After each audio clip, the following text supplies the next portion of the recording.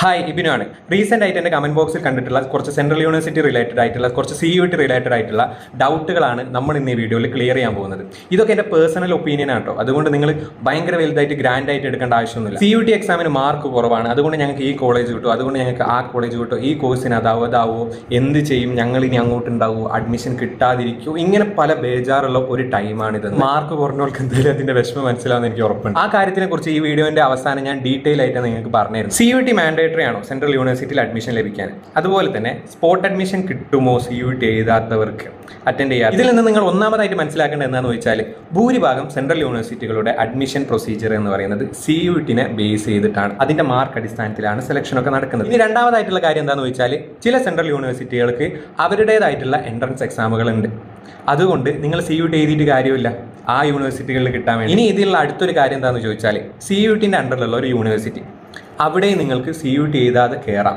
ഇതൊക്കെ സ്പോർട്ടിൻ്റെ സമയത്ത് സംഭവിക്കുന്ന ഓരോരോ കാര്യങ്ങളാണ്. അതൊക്കെ ഒരു ലെക്ക് പോലെ ഇരിക്കും. ചിലപ്പം സീറ്റ് ഫില്ലായിട്ടില്ലെങ്കിൽ അങ്ങനത്തെ ഓരോരോ സമയത്താണ് ഇങ്ങനെ ഓരോരോ കാര്യങ്ങൾ വരിക.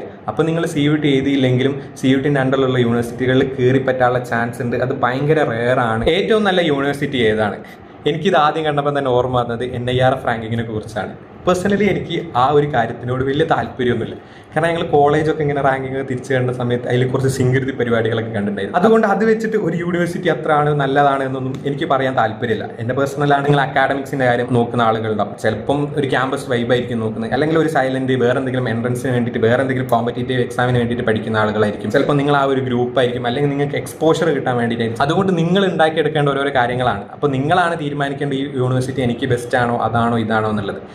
ഈവൻ നിങ്ങൾ എടുക്കുന്ന കോഴ്സ് എന്തിനാണ് എടുക്കുന്നതെന്നും കൂടി അറിയാത്ത ഒരുപാട് ആളുകളുണ്ടാവും. അപ്പോൾ നിങ്ങൾ ആഗ്രഹിക്കുന്ന യൂണിവേഴ്സിറ്റി നിങ്ങൾക്ക് കിട്ടോ ഇല്ലയോ എന്നൊന്നുമല്ല ഇവിടുത്തെ മാനദണ്ഡം എന്ന് പറയുന്നത്.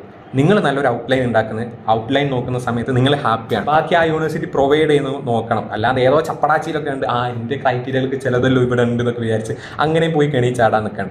ഇതാണ് അടുത്ത മെയിൻ ആയിട്ടുള്ള കമൻറ്റ് എന്ന് പറയുന്നത്. ലാംഗ്വേജ് പ്രശ്നമാവോ, ഇംഗ്ലീഷ് കമ്മ്യൂണിക്കേഷൻ സെറ്റ് ആവോ, ഹിന്ദി റെഡി ആവോ, അവിടെ പോയാൽ പെട്ടുപോവോ, ക്ലാസ് മനസ്സിലാവോ, ലാംഗ്വേജ് അതുള്ളതിനെ കൊണ്ട് പിന്നെ ഞാനൊന്ന് പറയുന്നത്, ഞാൻ ചക്കാന്ന് പറയുന്നത്, അവർ പൂളാന്ന് കേൾക്കുന്നത്, പിന്നെ മാങ്ങാന്ന് മനസ്സിലാക്കുന്നത്, ഇങ്ങനത്തെ പരിപാടികളൊക്കെ ആയി പോകും എന്നൊക്കെയുള്ള പല ഡൗട്ടുകളുണ്ടാവും. നിങ്ങൾക്ക് ഹിന്ദി വലിയ വശമില്ലാത്ത ഒരാളാണ്, നിങ്ങൾക്കൊരു നോർത്തിൽ ഒരു യൂണിവേഴ്സിറ്റിയിൽ അഡ്മിഷൻ കിട്ടി, അവിടെ നിങ്ങളെ ചുറ്റുപാടൊക്കെ നല്ല ഹിന്ദിക്കാരാണ്, പിള്ളേരൊക്കെ ആണെങ്കിൽ പയ്യെ ഇത് റെഡിയാവും. ലാംഗ്വേജ് ഇങ്ങനെ സംസാരിച്ച് അവരോട് സംസാരിച്ച് കടക്കാരനോട് ഒന്ന് പറഞ്ഞ് ഇവനോട് വേറൊരു കൊണയടിച്ച് അങ്ങനെ ലാംഗ്വേജ് എന്തായാലും റെഡിയാവും.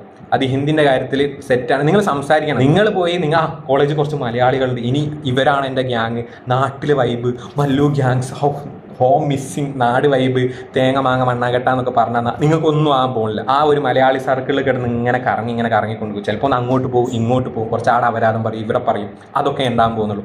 അതുകൊണ്ട് എന്താ ചെയ്യാൻ വെച്ചാൽ, നല്ലപോലെ നിങ്ങൾ ക്ലാസ്സിലുള്ള ഹിന്ദി പിള്ളേരൊക്കെ ആയിട്ട് കമ്പനിയാകുക. ലാംഗ്വേജ് പയ്യെ എന്തായാലും സെറ്റാവും, അത് ഉറപ്പാണ്. ചിലപ്പോൾ ആദ്യം ക്ലാസ്സൊന്നും നിങ്ങൾക്ക് ഒരു തേങ്ങ മനസ്സിലാവില്ല, പക്ഷേ ഹിന്ദി ഇംഗ്ലീഷൊക്കെ മിക്സാക്കി ഇങ്ങനെ പറഞ്ഞിരുന്ന സമയത്ത് നല്ലപോലെ കത്തും. അതെന്തായാലും നിങ്ങൾ ഉറപ്പിച്ചോളൂ. പിന്നെയാണെങ്കിൽ ഇംഗ്ലീഷിൻ്റെ കാര്യവും സെയിം തന്നെ. നിങ്ങൾക്ക് ലാംഗ്വേജ് അവിടെ ഇഷ്യൂ ഉണ്ടെങ്കിൽ നിങ്ങൾ സംസാരിച്ച് തന്നെ പഠിക്കും. പല മലയാളികളെ പേര് നടന്ന് അങ്ങോട്ടും ഇങ്ങോട്ടും മാങ്ങ കളി കളിക്കുകയാണെങ്കിൽ നിങ്ങൾക്ക് ഒരു തേങ്ങയാൻ പോകുന്നില്ല. അതെന്തായാലും ഓർത്ത് വെച്ചോളൂ. ലാംഗ്വേജ് ഒന്നും എവിടെ എത്താൻ പോകുന്നു. നാട്ടിൽ UG എടുത്ത് PG സെൻട്രൽ യൂണിവേഴ്സിറ്റിയിൽ പഠിക്കുന്നതിനെ പറ്റി എന്താണ് അഭിപ്രായം? നല്ല അഭിപ്രായം തന്നെയാണ്. എവിടെയെങ്കിലുമൊക്കെ പോയി പഠിക്കുക. ഈ ഒരു നാട്ടിൽ കുറേ നാൾ നിന്നിട്ട് നമ്മൾ ഈ ഒരു സർക്കിളിലൂടെ ചുറ്റി തിന്ന് നടന്ന് ഇവിടെ കുറച്ച് അപരാധം പറഞ്ഞാൽ എന്താ കാര്യം? പുറത്തൊക്കെ പോയിട്ട് അറിയുമ്പോൾ സമയത്ത് ഭയങ്കര രസമാണ്. അത് അറിയണം, അത് എന്തായാലും അറിയണം. കുറേ ആളുകൾ നാട്ടുകാരൊക്കെ ആയിട്ട് കമ്പനി ചെയ്യണം. അവിടെയുള്ള ആ പരിസരമൊക്കെ യൂണിവേഴ്സിറ്റി എന്ന് പറയുന്നത് നിങ്ങൾ ജസ്റ്റ് ആ യൂണിവേഴ്സിറ്റിയിലേക്ക് മാത്രമല്ല പോകുന്നത്, പുറം ലോകം കൂടി അറിയാനും കൂടിയാണ് പോകുന്നത്. അപ്പോൾ അതിൻ്റെ പുറത്തുള്ള ആളുകളുമായിട്ട് കമ്മ്യൂണിക്കേറ്റ് ചെയ്യണം. അവരെ ഭക്ഷണം നിങ്ങൾ എക്സ്പീരിയൻസ് ചെയ്യാനൊക്കെ നോക്കണം. ഫുഡ് പറ്റൂല, എനിക്ക് മലയാളി ഫുഡ് തന്നെ വേണം, അങ്ങനെയൊന്നും വാശി പിടിക്കരുത്. താമസത്തിൻ്റെ കാര്യത്തിലാണെങ്കിലും പിന്നെ കാലാവസ്ഥൻ്റെ കാര്യത്തിൽ എല്ലാത്തിലും പലതിലും നിങ്ങൾ കഷ്ടപ്പെടും. പക്ഷേ അതൊക്കെ ഇങ്ങനെ നമ്മൾ അതിനോട് ഇങ്ങനെ കോപ്പപ്പ് ചെയ്ത് ഇങ്ങനെ പുതിയ അനുഭവിച്ച് എല്ലാം കിട്ടുന്ന സമയത്ത് പ്രത്യേക ഒരു സുഖമാണ്. കൾച്ചറൽ എക്സ്പോഷറാണ് എൻ്റെ ഏറ്റവും മെയിൻ ആയിട്ടുള്ള സാധനം എന്ന് പറയുന്നത്. എനിക്ക് ഭയങ്കര ഇഷ്ടമാണ് അത്. ട്രിപ്പിനാണെങ്കിലും എന്തിനാണെങ്കിലും ശരി, കൾച്ചറൽ എക്സ്പോഷർ എനിക്ക് ഭയങ്കര ഇഷ്ടമുള്ള പരിപാടി. അതുകൊണ്ട് അത് ഞാൻ സജസ്റ്റ് ചെയ്യും. ആര് ചോദിച്ചാലും ആ ഒരു പരിപാടി ഞാൻ സജസ്റ്റ് ചെയ്യും. അപ്പോൾ പുറത്ത് പോയി പഠിപ്പിച്ചിരിക്കും. പഞ്ചാബ് യൂണിവേഴ്സിറ്റിനെ കുറിച്ച്, ഇഫ്ലുവിനെ കുറിച്ച്, കർണാടക, തമിഴ്നാട് ഇങ്ങനത്തെ യൂണിവേഴ്സിറ്റികളൊക്കെ കുറിച്ച് വീഡിയോ ചെയ്യുമെന്ന് ചോദിച്ചിട്ടുണ്ട്. ഇപ്പോൾ എനിക്കിങ്ങനെ ചുമ്മാ നിങ്ങളുടെ മുമ്പിൽ വന്ന് ബളബള അടിക്കാൻ പറ്റില്ല. അപ്പോൾ നമുക്ക് ആ ഒരു യൂണിവേഴ്സിറ്റിയിലൊക്കെ പോയി അവരിതൊക്കെ കണ്ട് അതിൻ്റെ പുറംഭാഗമൊക്കെ കണ്ടിട്ട് നമ്മളത് എക്സ്പീരിയൻസ് ചെയ്ത് നിങ്ങളോട് പറയുന്ന സമയത്ത് പ്രത്യേക ഒരു സുഖമാണ്. അല്ലാണ്ട് ചുമ്മാ അവിടെ ഒരു വീഡിയോ കണ്ട് ഇവിടെ കണ്ട് ഒരു സാമി പോലെ അപ്പോൾ നമുക്ക് യുണീക്കായിട്ടൊന്നും തരാൻ കഴിയില്ല. അല്ലെങ്കിൽ ആരുടെങ്കിലുമൊക്കെ ആയിട്ട് കോപ്പി അടിച്ച് നിങ്ങളോട് പറയേണ്ടി വരും. അപ്പോൾ അതിനൊന്നല്ലേ ഞാനിങ്ങനെ എവിടെയെങ്കിലൊക്കെ ഇങ്ങനെ തെണ്ടി നടക്കുന്ന സമയത്ത് ആ തെണ്ടി നടക്കലിൽ നിന്ന് എക്സ്പീരിയൻസ് ചെയ്തിട്ട് അങ്ങനത്തെ കാര്യങ്ങൾ നിങ്ങളോട് പറയുമ്പോൾ എനിക്കൊരു സാറ്റിസ്ഫാക്ഷൻ ഉണ്ട്. നിങ്ങളിത് അവിടെ നിൽക്കണം. അല്ലെങ്കിൽ കോൺടാക്ട് നമ്പർ ചോദിക്കുന്നവരോട് ഇൻസ്റ്റന്റ് ഐഡി ഞാൻ താഴ്ത്ത് നൽകിയിട്ടുണ്ട്. പിന്നെ നിങ്ങൾ വിചാരിക്കുമ്പോൾ ആ ഡിപ്പാർട്ട്മെന്റിനെ കുറിച്ച് പറഞ്ഞു തരിക, അവിടെ അതാക്കുക, അവിടെ എങ്ങനെയാണ്, ഇതെങ്ങനെയാണ്, അതെങ്ങനെയാണെന്നൊക്കെ ചോദിച്ചാൽ സീരിയസ്ലി സത്യം പറയാമല്ലോ, എനിക്ക് എല്ലാത്തിനെ കുറിച്ച് അറിയുമെന്ന് വെച്ചാൽ അറിയൂല. അപ്പോൾ നമ്മളിങ്ങനെ എക്സ്പീരിയൻസ് ചെയ്ത് നിങ്ങളോട് പറയാം, നമ്മൾ ചോദിച്ചറിഞ്ഞ് മനസ്സിലാക്കി കണ്ടറിഞ്ഞ് മനസ്സിലാക്കി നിങ്ങളോട് പറഞ്ഞു തരാന്നേ ഉള്ളൂ.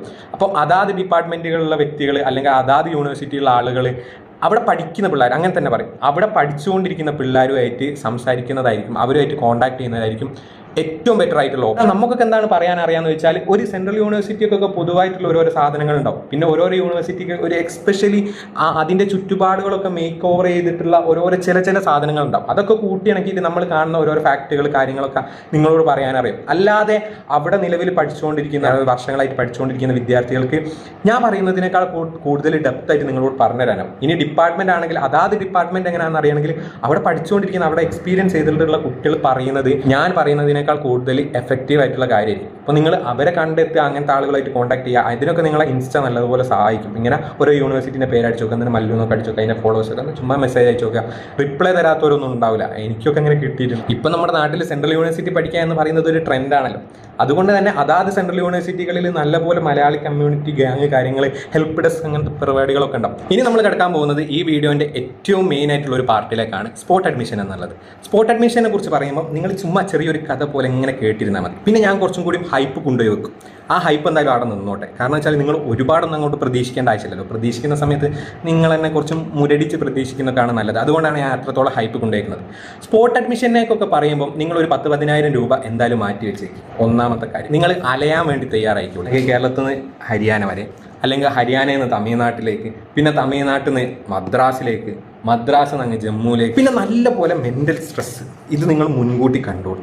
ചിലപ്പം നിങ്ങളെ ഫ്രണ്ട്സിന് അവിടെ കിട്ടിയിട്ടുണ്ടാവും, ഇവിടെ കിട്ടിയിട്ടുണ്ടാവും. നിങ്ങൾ എന്താണ് അട്ടം നോക്കി തിരിക്കുന്നുണ്ടാവും. ഈ ഒരു ടൈം എന്ന് പറയുന്നത് നല്ല ചൂടാണ്. നോർത്തിൽ നിന്നൊക്കെ പറയുന്നത് നല്ല ചൂടാണ്. അപ്പം നിങ്ങൾക്ക് നോർത്ത് വെറുക്കും, മടുക്കും, മാണ്ടില്ല എന്നൊക്കെ തോന്നിപ്പോകും. അതും കൂടി മനസ്സിൽ വെച്ചോളൂ. കഴിഞ്ഞ വർഷം ഈ യൂണിവേഴ്സിറ്റിയിൽ കട്ട് ഓഫ് ഇത്രയായിരുന്നു സ്പോട്ട് അഡ്മിഷന് വന്നിട്ടുണ്ടായിരുന്നത്.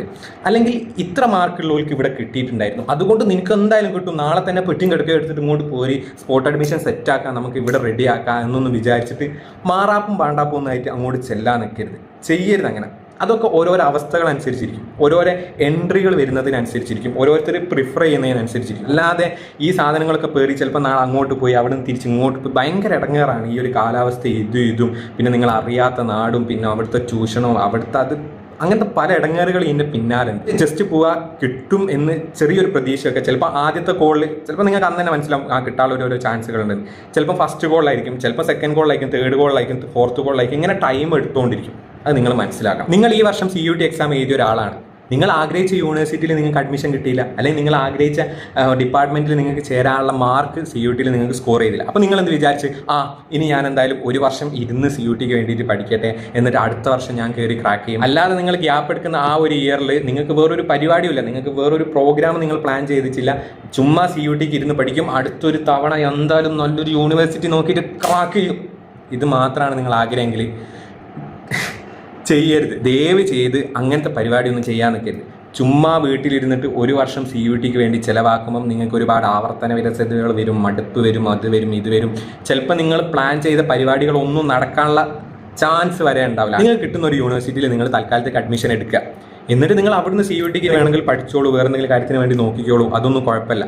പിന്നെ നിങ്ങൾക്ക് അവിടുത്തെ ഒരു എക്സ്പീരിയൻസ് കാര്യങ്ങളൊക്കെ കിട്ടും. കുറച്ച് പൈസ ചിലവുള്ള പരിപാടിയാണ്, അതുകൂടി ഞാൻ പറഞ്ഞുതരാം. നിങ്ങൾക്ക് ആ ഒരു കോഴ്സിന് പൈസ കൊടുക്കേണ്ടി വരും, ചിലപ്പം ഹോസ്റ്റലിന് പൈസ ചിലവാകും, പിന്നെ അവിടുത്തെ എക്സ്പെൻസ് അങ്ങനത്തെ കാര്യങ്ങളൊക്കെ ഉണ്ടാവും. ചുമ്മാ ഒന്ന് വീട്ടിലിരിക്കലും അല്ലെങ്കിൽ കിട്ടിയ ഏതെങ്കിലും ഒരു സെൻട്രൽ യൂണിവേഴ്സിറ്റിയിൽ പോകുന്നതിനെ കൊണ്ടും നിങ്ങൾക്ക് ഒരുപാട് വ്യത്യാസങ്ങളുണ്ട്. കാരണം എന്ന് വെച്ചാൽ ഇപ്പോൾ നിങ്ങളൊരു സെൻട്രൽ യൂണിവേഴ്സിറ്റി കിട്ടിയൊരു സെൻട്രൽ യൂണിവേഴ്സിറ്റി പോയാൽ നിങ്ങൾക്ക് ഏകദേശം ഒരു കൾച്ചറിൻ്റെ ഒരു സാധനം കിട്ടും, ലാംഗ്വേജിൻ്റെ ഒരു സാധനം കിട്ടും, പിന്നെ അവിടുത്തെ ഒരു അറ്റ്മോസ്ഫിയർ കിട്ടും. പിന്നെ നിങ്ങൾക്ക് തന്നെ മനസ്സിലാവും ഈ ഒരു കാലാവസ്ഥയിൽ നിൽക്കാനാവോ പറ്റുമോ ഇല്ലേ. പിന്നെ ഓൾമോസ്റ്റ് ഈ ഒരു സെൻട്രൽ യൂണിവേഴ്സിറ്റികളൊക്കെ എങ്ങനെയാണ് എന്നുള്ള ജസ്റ്റ് ഒരു ധാരണയെങ്കിലും നിങ്ങൾക്ക് കിട്ടാനുള്ള ഒരു ചാൻസ് ഉണ്ട്. അപ്പം എന്തുകൊണ്ടും ബെറ്റർ കിട്ടിയൊരു യൂണിവേഴ്സിറ്റി പോവുക. കുറച്ച് പൈസ ചിലവുണ്ട്, അതൊന്നും നിങ്ങൾ മൈൻഡ് ചെയ്യേണ്ട, എങ്കിൽ കൂടി നിങ്ങൾ അവിടെ പോവുക. എനിവേ അത്രയൊക്കെ എനിക്ക് ഈ വീഡിയോയിൽ പറയാനുള്ളൂ. നമുക്ക് അടുത്തൊരു വീഡിയോയിൽ അടുത്ത നല്ലൊരു കണ്ടന്റുമായിട്ട് കാണാം. അതുവരെ ബൈ. പിന്നെ എപ്പോഴെങ്കിലും